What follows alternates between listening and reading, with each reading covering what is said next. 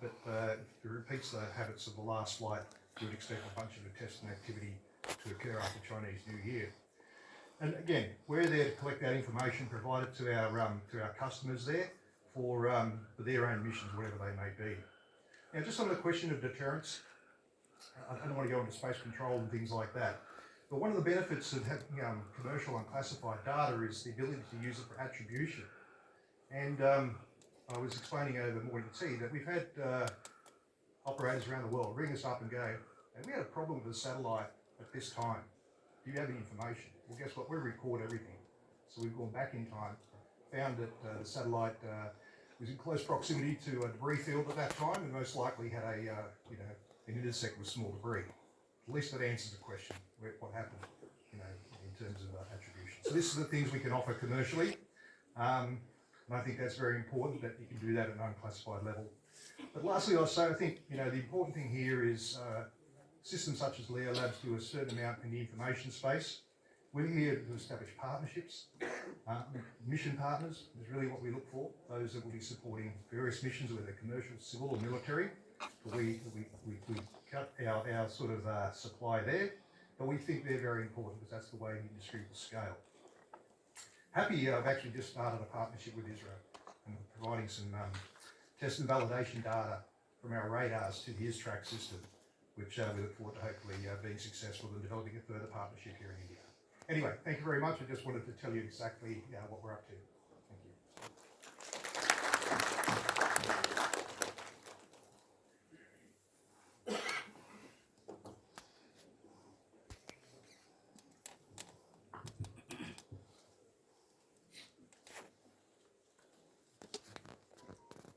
Morning, gentlemen, ladies and gentlemen here.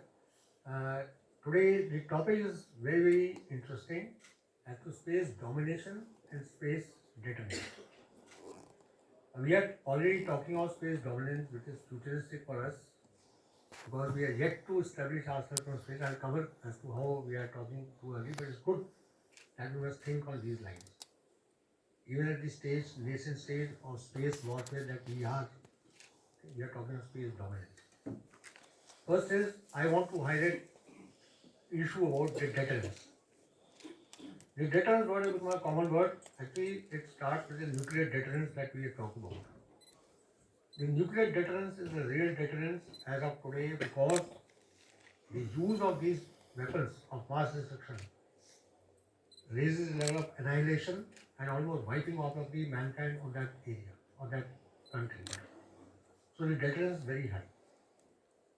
The more question is, do we have the same kind of deterrence in the space war? Space has been destroyed. Will it cause such kind of destruction that nothing else will work on the ground? I'll give you an example. Second World War came to a grinding halt after that, immediately after the Hiroshima and Nagasaki was bombed. That is deterrence.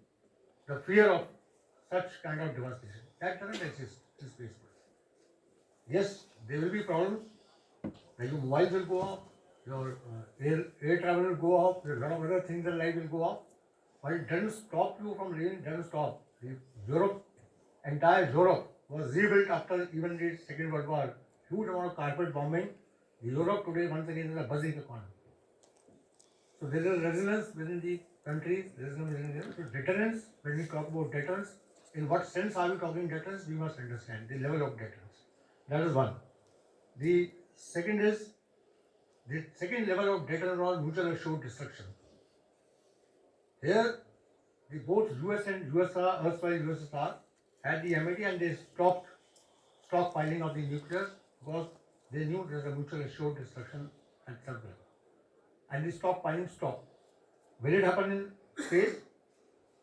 Just now, the chair has covered, it will get saturated, space will get saturated, kind of a state. So, will somebody stop launching satellites because there is a mutual assured destruction? No, it doesn't happen. They will continue to launch or various means or other. So the deterrence that we are talking about, we have to think in that context. Now I'll come to, when we talk about space dominance for India, I am very specific talking about to India because all this we have spoken, we are talking about various countries who are into space and all.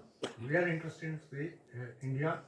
Here I must tell you that what is the threat to us in this space? Unless you know the threat, we can't build it up to space dominant that we desire. And do we have the capability? So first, we all understand our major threat is from our main adversary, China, which is way ahead of us in the space technology era today.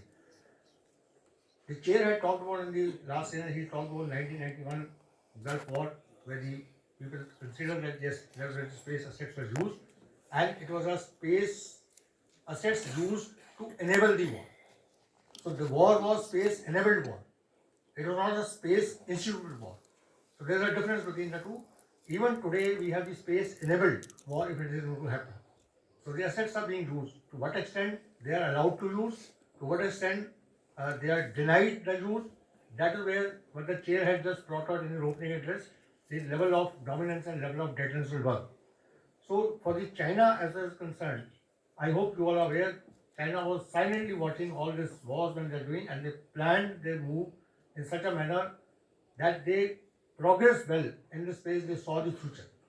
And that is our threat. We must know how to counter it, how to deny them, and can we deny them, or can we reach a level of dominance that we deny them? That is of concern to us. So China, when they developed on, they straight away started with a concept which is called diode, DIOD. And their concept was straight away. First D was disruption. Look at the way they think. They have started with D, disruption.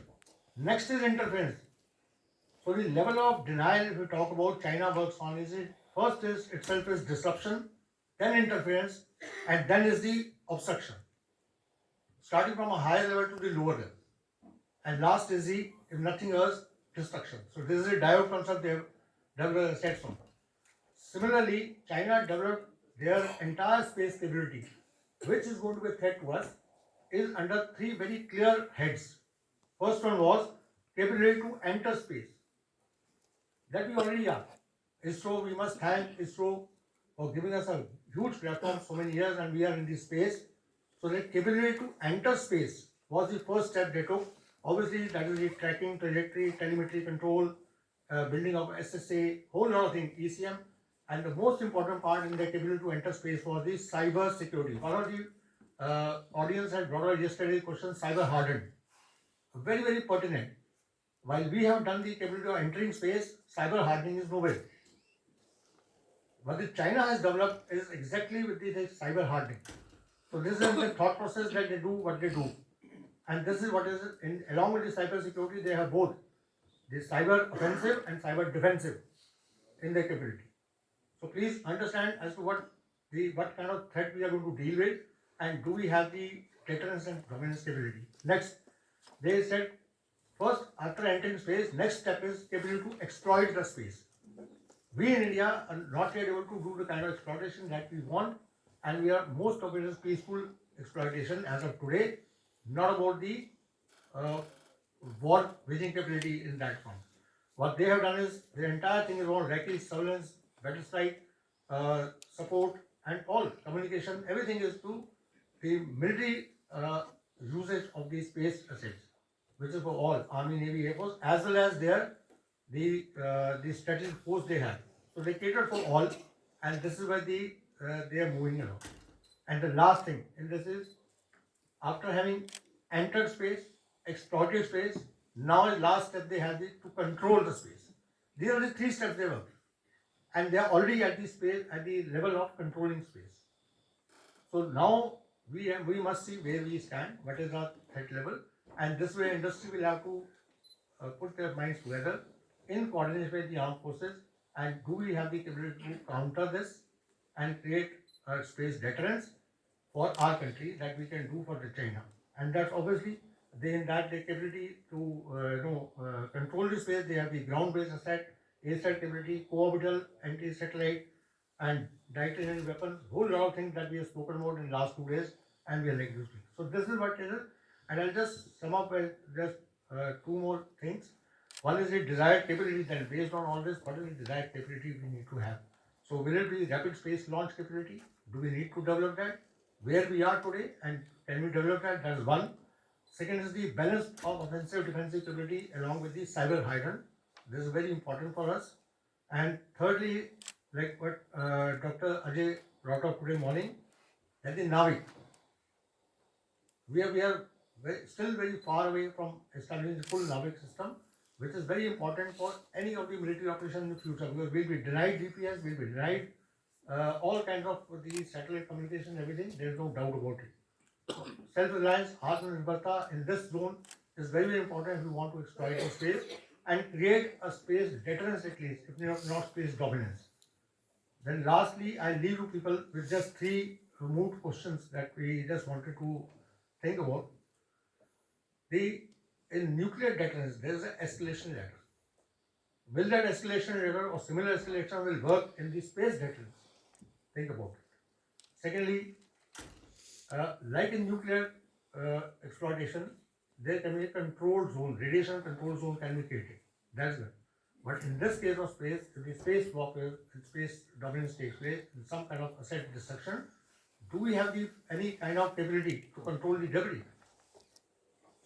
The country that is creating the destruction, can they control the debris not to hit their own satellites? How will it go? So there is no control mechanism as yet. So while it's good to have space dominance, but the effect of that debris, how will it affect? And lastly, the space assets, all the space assets, how will they pile up in the space and all the kind of the thing the chair was talking about? How will it happen? So these are the 3 things that we need to talk about when we talk about space dominance, space deterrence for the future. That's all. Thank you so much.